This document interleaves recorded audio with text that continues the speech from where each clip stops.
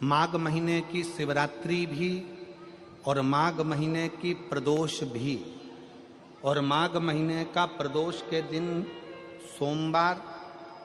सोमवार भी 27 तारीख को पड़ रहा है, प्रदोष भी 27 तारीख को पड़ रही है, और महीने की शिवरात्रि भी 27 तारीख को पड़ रही है। तीनों का समागम, तीन संयोग, सोमवार 27 तारीख का ही प्रदोष और 27 तारीख को ही महीने की मासिक शिवरात्रि, तीनों का संयोग बन गया।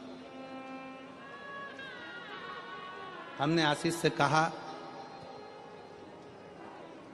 दुनिया के लोग कुंभ में त्रिवेणी के घाट पर जा रहे हैं, पर मेरे भोले बाबा ने यहां त्रिवेणी इकट्ठी कर रख दी है। मेरे एक निवेदन सभी श्रोता बहन भाइयों से, कथा आस्था चैनल पर जो सुन रहे हैं, फेसबुक यूट्यूब पर जो सुन रहे हैं और पंडाल में बैठकर जो सुन रहे हैं, जिस दिन दिल से हारो ना,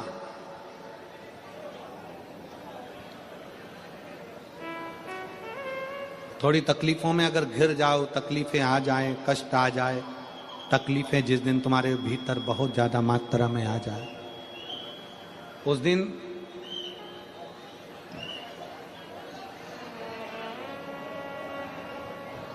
तीन बेलपत्र,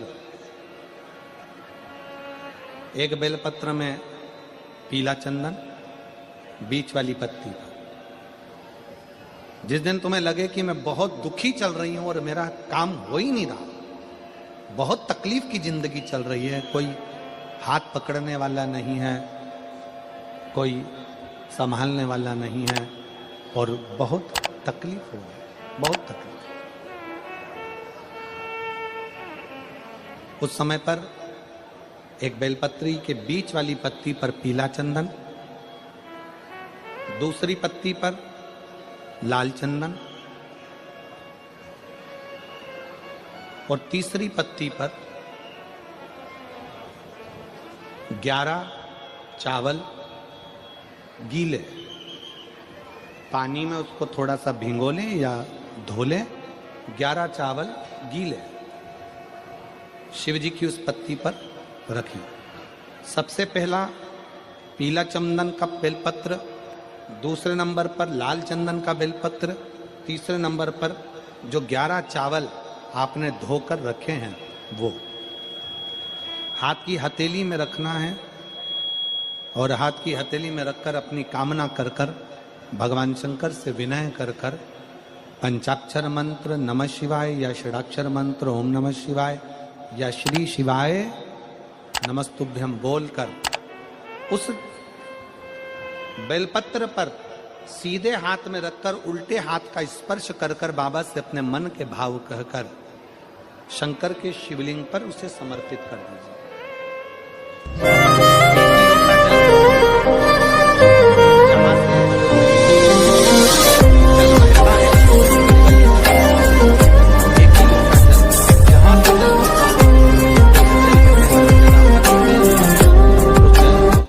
अपनी कामना कर कर श्री शिवाय नमस्तुभ्यम या पंचाक्षर मंत्र या षडाक्षर मंत्र बोलकर 3 बार उस स्थान पर गिरा दीजिए। गिराने के बाद में बाबा से विनय कर कर अक्षत वाली जो बेलपत्र है, एक बेलपत्र और एक अक्षत उसमें से अपने लिए लेकर आ जाओ। उसको 2 महीना 3 महीना अपने घर में रखिए। जितना भी दुख है धीरे धीरे बाबा समाप्त कर कर खुशियां घर में लेकर आता ही है। दुख समाप्त होगा, खुशियां घर में आएगी जरूर। ये आज जो शंकर के शिवलिंग की आराधना करेगा, पूजन करेगा, उसके घर में 2 देवियां सदा सदा विराजमान रहेंगी। पहली सरस्वती, दूसरे नंबर पर लक्ष्मी, उनके घर में सदा विराजमान। सरस्वती और लक्ष्मी।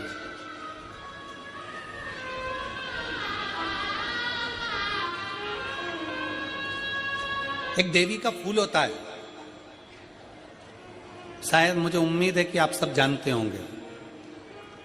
एक देवी का फूल होता है जिसको जायसोन या गूलर का फूल भी कहते हैं, घंटी वाला फूल भी कहते हैं, लाल कलर का होता है।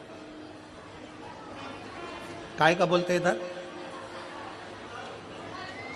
गुड़ल, गुड़र का फूल, जायसवान का फूल लाल कलर का होता है, जिसमें घंटी निकली रहती है एक छोटी सी, उसमें पीले पीले पीले पीले दाने रहते।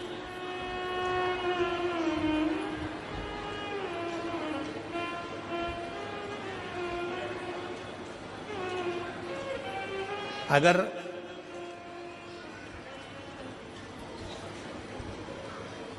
मान लो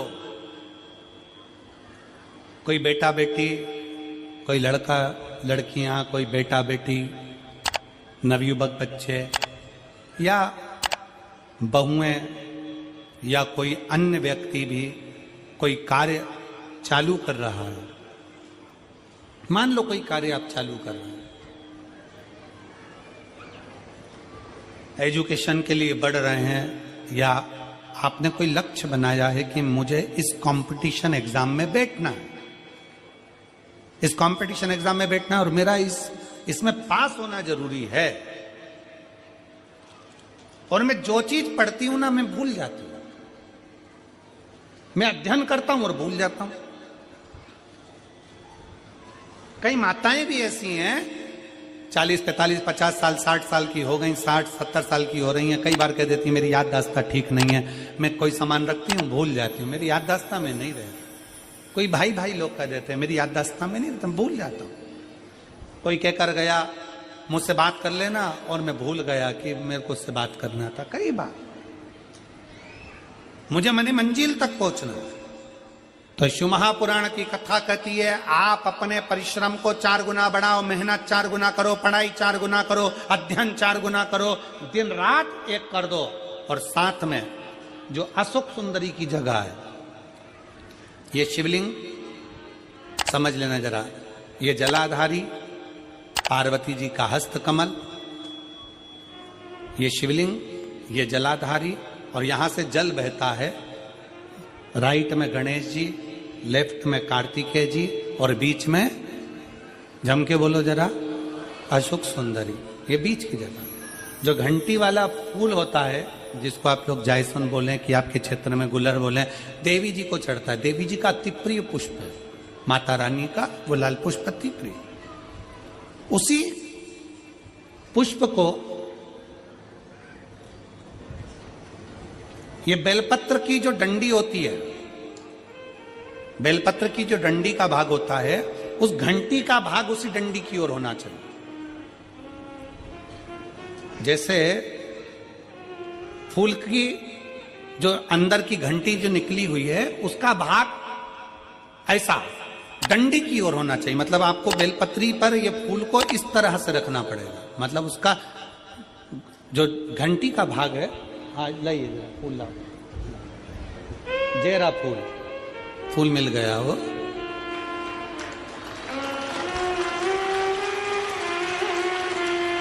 फूल मिल गया। भारत में फूल जल्दी मिल भी जाता है, मिल गया। अब ये फूल और इस फूल की जो घंटी का भाग है वो इस डंडी की ओर हो, मारे डंडी के साइड।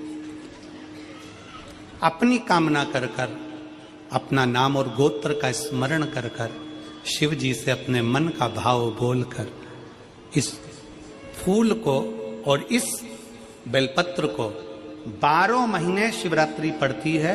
किसी भी शिवरात्रि पर अशोक सुंदरी वाली जगह पर, शंकर के शिवलिंग की ओर जो अशोक सुंदरी की जगह है, वहां पर डंडी और घंटी का मुख शिवलिंग की ओर होते हुए उस बेलपत्र को समर्पित करो। कब करना है? पहले 1 लोटा जल समर्पित कर कर, फिर ये बेलपत्र अपनी कामना कर कर, बाबा से विनय कर कर, बाबा मेरा ये कंपटीशन एग्जाम है, मैं पढ़ूंगी, 4 गुना मेहनत करो, अध्ययन करो, अच्छी पढ़ाई करो, दिल से पढ़ो, रात दिन एक कर दो, और 1 घंटी का पुष्प, 1 बेलपत्र, जब तक तुम्हारा एग्जाम ना आए, 4 महीना, 5 महीना, 3 महीना, प्रत्येक शिवरात्रि, हर महीने शिवरात्रि आती है, प्रत्येक शिवरात्रि पर समर्पित करो। आप अपने लक्ष्य तक पहुंचोगे ही, कोई रोक नहीं सकता। आप अपने लक्ष्य तक, अपनी मंजिल तक पहुंचे ही जाओगे। बोल बम का नारा है। बेटा बेटियों का विवाह नहीं होता, उन बेटा बेटियों के लिए मान लो अगर कोई ग्रह ऐसे हो गए कि भाई संबंध टूट गया और संबंध टूटने के बाद तलाक हो गया, होने के बाद दूसरा विवाह ही नहीं हो रहा, संबंध टूटने के बाद मंगल विवाह दूसरा हो ही नहीं रहा, तो प्रयास करिएगा। माँ जगतजननी जगदम्बा का हाथ इस तरह से रहता है, आपने दर्शन करे होंगे पार्वती मैया के शिव मंदिर में, तो पार्वती जी का हस्त कमल शंकर जी की साक्षी में हमेशा बंधा हुआ रहता है, शिव की साक्षी में। महाराज प्रदोष काल में, प्रदोष के दिन कभी भी, किसी भी प्रदोष के दिन, वैसे तो मूल है इसमें सोम प्रदोष का वर्णन, सोमवार की जो प्रदोष पड़े उसका मूलता माना गया है, पर आप प्रयास करना कि किसी भी प्रदोष के दिन जिसका तलाक हो चुका हो, जिसका संबंध खराब हो चुका हो, संबंध हो ही नहीं रहा हो वापिस से,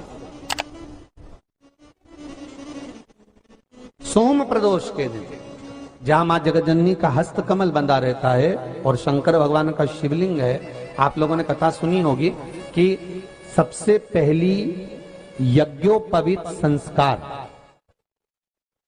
सबसे पहला यज्ञोपवीत संस्कार किसका हुआ था और किसने किया था? महाराज सबसे पहला यज्ञोपवीत माता ललिता देवी ने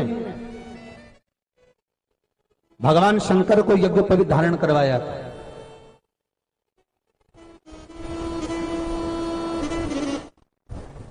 मां ललिता देवी ने